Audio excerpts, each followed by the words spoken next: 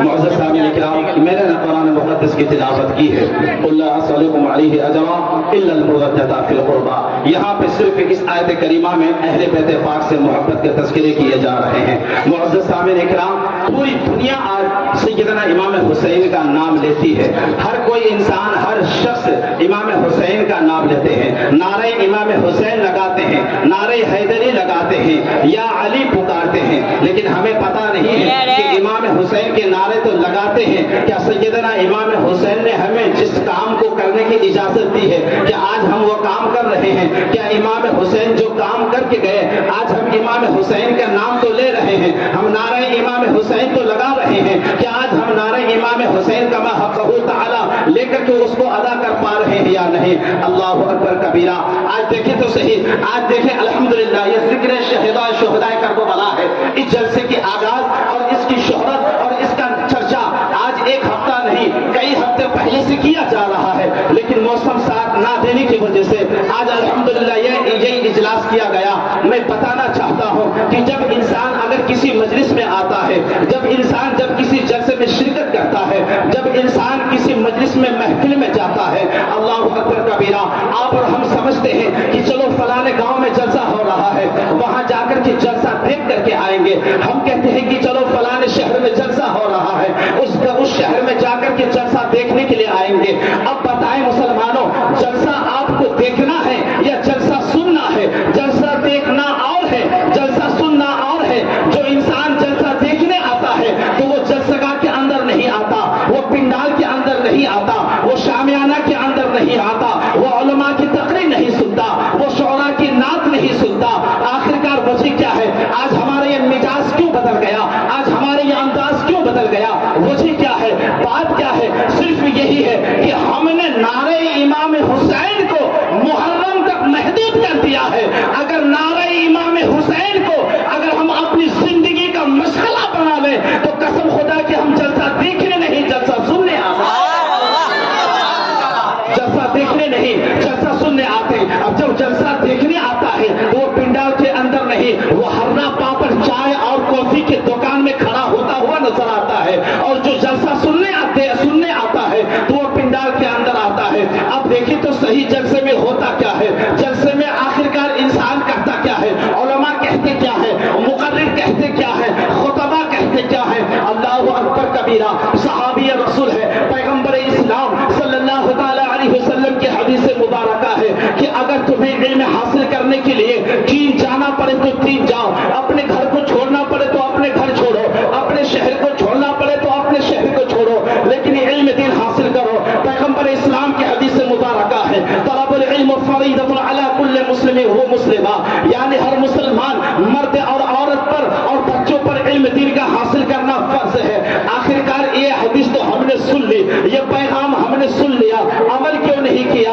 عمل کیوں نہیں کیا؟ وجہ صرف یہی ہے، ہم اولاد پیدا کرتے ہیں، کہتے یہ ہے کہ میرا بیٹا انجینئر بنے گا. ہم اولاد پیدا کرتے ہیں، جب بچہ بڑا ہو جاتا ہے تو ہم کہتے ہیں کہ میرا بیٹا ڈاکٹر بنے گا، میرا بیٹا پروفیسر بنے گا، میرا بیٹا ٹیچر بنے گا، میرا بیٹا گاڑی کا میکینک بنے گا.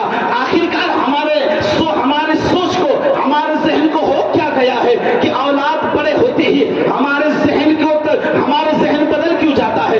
جب تک چھوٹے بچے رہتے ہیں ہم مکتب اور مدرسے میں بھیج کر کے علماء وہ مدرس کا بھیجا کھانے کے لیے چھوڑ دیتے ہیں، اور جب بچہ سمجھدار پڑھنے کے لائق ہوتا ہے تو ہم دلی اور پنجاب بھیج دیتے ہیں. سنیں اللہ کے رسول صلی اللہ تعالی علیہ وسلم کی حدیث مبارکہ ہے، فرمان مصطفیٰ ہے، پیغمبر اسلام فرماتے ہیں کہ جو اگر علم دین حاصل کرنے کے لیے جو بچہ، جو انسان، جو شخص اپنے گھر سے اپنے قدم کو نکالتا ہے تو فرشتے اس کے قدم کے نیچے اپنے پروں کو بچھا دیتے ہیں. اب بتاؤ، یہ مرتبہ کسی انجینئر حاصل کرنے والے کو نہیں ملتا ہے، یہ مرتبہ کسی ڈاکٹر کو نہیں ملتا ہے، یہ مرتبہ، یہ مقام کسی پروفیسر یا ٹیچر کو نہیں ملتا ہے، یہ مرتبہ صرف علم دین حاصل کرنے والے بچوں کو ملتا ہے. تو پتا چلا کہ جو علم کی مقام، جو حیثیت دنیا میں صرف یہ جھلک دکھلا دیتی ہے، ہم کہہ دیتے ہیں کہ فرشتے اس بچے کے قدم کے نیچے پروں کو بچھا دیتے ہیں، یہ دنیا کی بات ہے. تو وہ بچہ جب مر جاتا ہے، پیغمبر اسلام فرماتے ہیں کہ کوئی حافظ قرآن مرتا ہے، کوئی عالم دین مرتا ہے، کوئی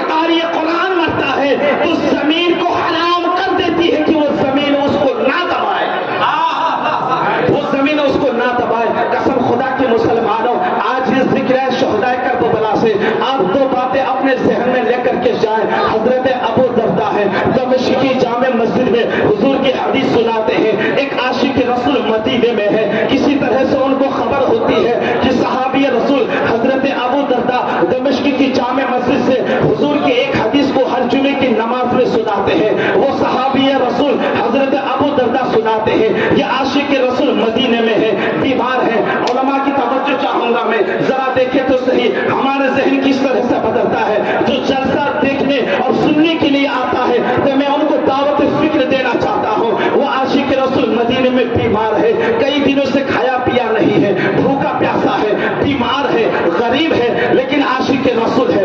دل میں حضور کی محبت ہے, علم حاصل کرنا یعنی حضور کی حدیث سننے کے لیے دل میں جذبہ ہے. آخرکار جب یہ بات ان کے کانوں تک پہنچتی ہے, عاشق رسول مدینے میں ہے, بستر میں لیٹا ہوا ہے, جب یہ پیغام ان کے کانوں تک پہنچا تو سن کر کے کھڑا ہو گیا, اپنی بیوی سے اجازت مانگتا ہے کہ اے میری شریک حیات, اگر تم اجازت دو تو حضرت ابو درداء جو صحابی رسول دمشق کی جامع مسجد میں حضور کی ایک حدیث سناتے ہیں, اگر تم اجازت دو تو میں کسی طرح سے حضرت ابو درداء سے ملاقات کرو اور حضور کی حدیث سن لو. آخرکار اپنی بیوی سے اجازت لے کر کے سر و سامان کے ساتھ تیار ہو جاتا ہے اور اسی انتظار میں گھر کے دروازے کے باہر کھڑا ہو جاتا ہے کہ اگر کوئی سواری مل جائے, کوئی قافلہ مل جائے تو اس پہ سوار ہو کر کے اس قافلے کے ساتھ ہو کر کے میں دمشق چلا جاؤں. لیکن جب یہ رات آدھی رات کا حصہ گزر چکا, رات ختم ہونے پہ ہے, نہ کوئی سوار ملا ہے, نہ کوئی قافلہ ملا, لیکن محبت ہے, محبت بے قرار ہو جاتی ہے. اور محبت بے قرار ہونے کے بعد جب انسان کسی سے عشق کرتا ہے, جب انسان کسی سے محبت کرتا ہے تو وہ ہر دل امکان کوشش کرتا ہے کسی طرح سے بھی اس محبت کو حاصل کیا جائے. یہ غلام رسول ہے, یہ عاشق رسول ہے, یہ حضور کی محبت اپنے دل میں رکھتے ہیں کہ حضور کی حدیث سننے کے لیے دمشق کی جامع مسجد جانا ہے. وہاں ہمیں حضرت ابو درداء نماز جمعہ میں حضور کی روز ایک حدیث, ہر جمعے کی نماز میں حضور کی ایک حدیث سناتے ہیں. اللہ اکبر کبیرہ. رات کا حصہ ختم ہونے پہ ہے, نہ کوئی سواری ہے, نہ کوئی سواری کا انتظام ہے, نہ کوئی قافلہ ہے, لیکن اکیلے تنہا بیمار آدمی, کمزور آدمی, بھوکا پیاسا آدمی حضور کی حدیث سننے کے لیے نکل جاتے ہیں. لیکن آخرکار دیکھیں کیا, چند دنوں کے بعد, چند مہینوں کے بعد آپ یہ سوچیں گے کہ دمشق کہاں ہے اور مدینہ کہاں ہے. اگر ناپا جائے اور اگر سرچ کیا جائے آپ کی تاریخ میں تو تقریباً 1000 کلومیٹر سے زائد کا فاصلہ ہے. اللہ اکبر کبیرہ. وہ عاشق رسول دمشق جا کر کے پہنچتا ہے, کئی مہینوں کے بعد, کئی دنوں کے بعد, کئی ہفتوں کے بعد سفر کر کے جاتا ہے, پیدل جاتا ہے, پاؤں پہ چھالے پڑے ہیں, بھوکے ہیں, پیاسے ہیں, لیکن حضور کی حدیث سننے کے لیے دمشق جا رہے ہیں. اللہ اکبر کبیرہ. بہت اچھا, زندہ باد, زندہ باد. درود پاک پر اللہم صلی علی, درود پاک پر اللہم صلی علی وسلام علیکہ یا رسول اللہ صلی اللہ تعالی علیہ وسلم. حضرت ابو درداء صحابی رسول ہے, دمشق کی جامع مسجد میں ہر جمعے میں حضور کی ایک حدیث سناتے ہیں. اور آج ہم کیا کرتے ہیں کہ جلسہ دیکھنے کے لیے آتے ہیں.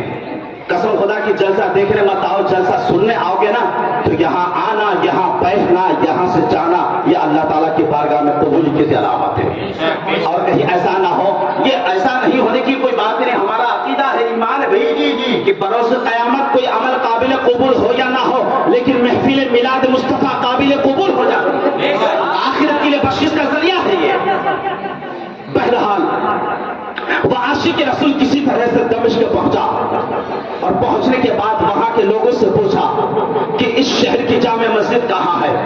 محترم حضرات, وہ عاشق رسول دمشق پہنچنے کے بعد پوچھتا ہے کہ یہاں کی جامع مسجد کہاں ہے. لوگوں نے کہا کہ آپ کے چہرے سے, آپ کے رنگت سے, آپ کے حلیے سے یہ پتا چلتا ہے کہ آپ مسافر ہیں, آپ کہیں سے آئے ہیں, آخرکار بہت دنوں سے سفر کی ہوئے, شاید آپ کے چہرے پہ تھکان محسوس ہو رہی ہے. اللہ اکبر کبیرہ. وہ عاشق رسول پوچھتے ہیں کہ بھائی تم مجھے ان سب سوالوں سے مجھے کوئی مطلب نہیں ہے, صرف آپ یہ بتائیں کہ اس شہر کی جامع مسجد کہاں ہے جہاں حضرت ابو درداء دردہ حضور کی حدیث سناتے ہیں. اللہ اکبر کبیرہ. ان لوگوں نے بتایا کہ یہاں سے تھوڑی دور پر دمشق کی اسی شہر کی جامع مسجد ہے. عاشق رسول جامع مسجد میں حاضر ہوتے ہیں اور دیکھتے کیا ہے کہ حضرت ابو دردہ وہ صحابی رسول ہے, حضور کی حدیث سنانے کے بعد وہ منبر رسول پہ دعا فرما رہے ہیں. وہ عاشق رسول, وہ غلام رسول مسجد میں داخلہ لینے کے بعد مسجد کی صفوں میں لوگوں کی ہجوم میں بیٹھ جاتے ہیں,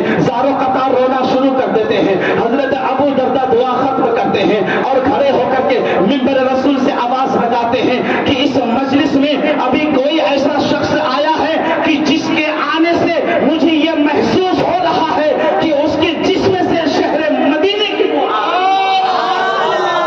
جس کے جسم سے شہر مدینے کی بو آ رہی ہے, جس کے آنے سے نبی کی شہر کی بو آ رہی ہے. کوئی ایسا شخص آیا ہے. سبوں نے اپنی گردنوں کو موڑ کر کے دیکھا, پلٹ کر کے دیکھا, آخرکار کون ایسا شخص ہے یہاں پہ جو شہر مدینے سے آئے ہیں. سبوں نے اپنی گردنوں کو پیچھے کر کے دیکھا, لیکن حضرت میں عرض کر رہا تھا وہ عاشق رسول ہے, دمشق کی جامع مسجد پہنچے ہیں اور کہا, اور حضرت ابو دردہ منبر رسول پہ دعا مانگ رہے ہیں اور دعا ختم ہونے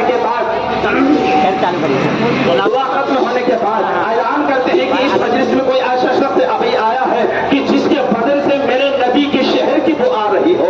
اللہ اکبر کبیرہ. سبوں نے پلٹ کر کے دیکھا لیکن کسی نے نہیں کھڑا ہوا. اب وہ عاشق رسول تھکا ہارا تو تھا ہی, لیکن اسی افسوس میں تھا کہ حضرت ابو دردہ حضور کی حدیث سنا دیے ہیں اور میں جس مشن سے, جس مقصد سے, جس ارادے سے میں یہاں پہ آیا تھا وہ میرا مشن کامیاب نہیں ہوا, وہ مجھے حضور کی حدیث سننے کے لیے نہیں ملی. اللہ اکبر کبیرہ. وہ عاشق رسول اسی جگہ بیٹھے رہ گئے. سبوں نے نمازیں پڑھی اور مسجد خالی کر کے اپنے اپنے گھر چلے گئے, لیکن وہ عاشق رسول بیٹھے رہے. حضرت ابو دردہ منبر رسول سے اترتے ہیں, اترنے کے بعد ہاتھ پکڑ کے کھڑے کرتے ہیں. آخرکار اے شخص یہ تو بتا کہ تو آخر آیا کہاں سے ہے. جب حضرت ابو دردہ کی زبان سے اتنے جملے نکلے وہ عاشق رسول کھڑے ہو جاتے ہیں اور کھڑے ہو کر کے حضرت ابو دردہ سے مصافحہ کرتے ہیں اور آپ کے ہاتھ پکڑ کے چومنے لگتے ہیں. حضرت ابو دردہ فرماتے ہیں, اے عاشق رسول, مجھے جو منبر رسول پہ بیٹھے بیٹھے مدینے شہر مدینے کی بو آ رہی تھی وہ کسی اور کے جسم سے نہیں تمہارے جسم سے آ رہی تھی.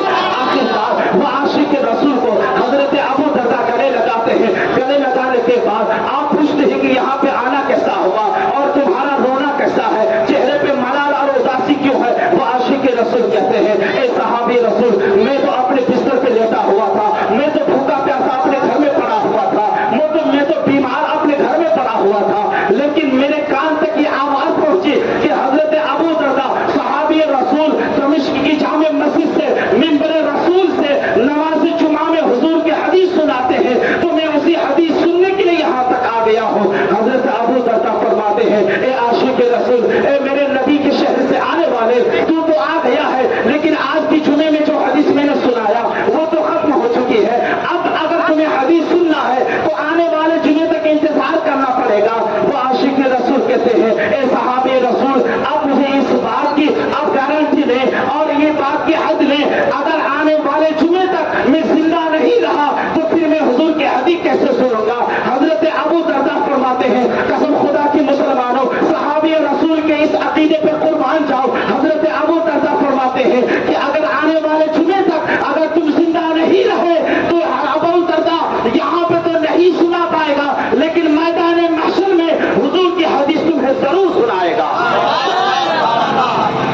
محترم حضرات, آپ جب بھی جلسے میں آئے تو جلسہ دیکھنے نہیں, جلسے سننے آئے. اگر جلسے سننے کے لیے آئیں گے, اگر راستے میں ایکسیڈنٹ ہوتا ہے, راستے میں موت ہوتی ہے, راستے میں سانپ کاٹتا ہے, اگر کسی وجہ سے دیکھو مرنا تو ہر انسان کو ہے, جانا ہر انسان کو ہے, اگر اس نیت کے ساتھ اپنے گھر سے آپ نکلتے ہیں اور اس مجلس میں اور جلسہ سننے کے لیے, حضور کی حدیث سننے کے لیے, علماء کے خطاب سننے کے لیے جب آتے ہیں, اگر اسی اسنا میں اگر آپ کی موت ہو جاتی ہے تو قسم خدا کہ آپ کا ٹھکانہ جہنم نہیں جنت ہو جائے گا.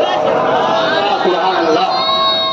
یہ ذکر شہدائے کربلا سجانے کا اصل مقصد اور مشن یہ ہے کہ ہم جو ماہ محرم الحرام میں جو خرافات کرتے ہیں, جو ناچ گانا بجانا کرتے ہیں,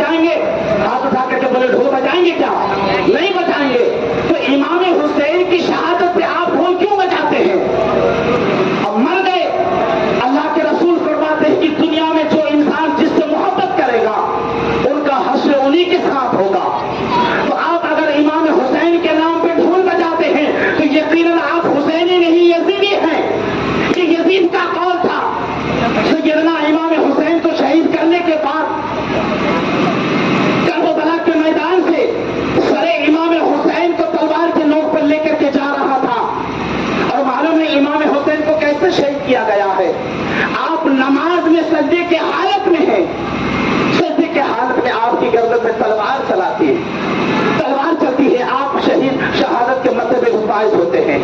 लेकिन आप बताओ मुसलमानों, हम इमाम हुसैन का नारा लगाते हैं, इमाम हसन का नारा लगाते हैं, हजरत अली का नारा लगाते हैं, लेकिन ये खुराफात हम नहीं छोड़ते।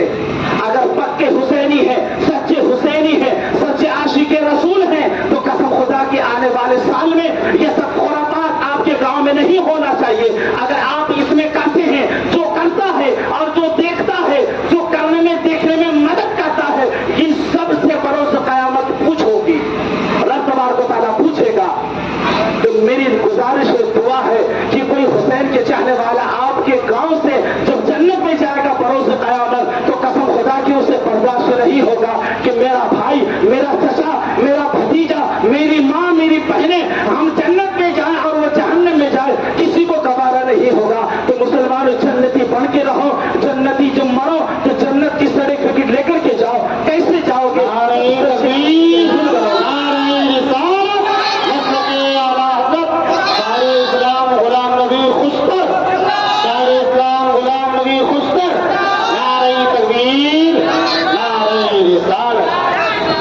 बारगाह में दुआ है कि मौला करीम मेरे बोलने में, सामीन की सुनने में अगर किसी किस्म की गलती हो तो अपने हबीब के सत्य दिल से माफ अता फरमाएं। सभी हजरात तो इस्तग़फ़ार पढ़ें, अस्तग़फ़िरुल्लाह रब्बी मिन कुल्ली ज़ंबिन व अतूबु इलैहि, कलमे शहादत पढ़ें, अशहदु अल्ला इलाहा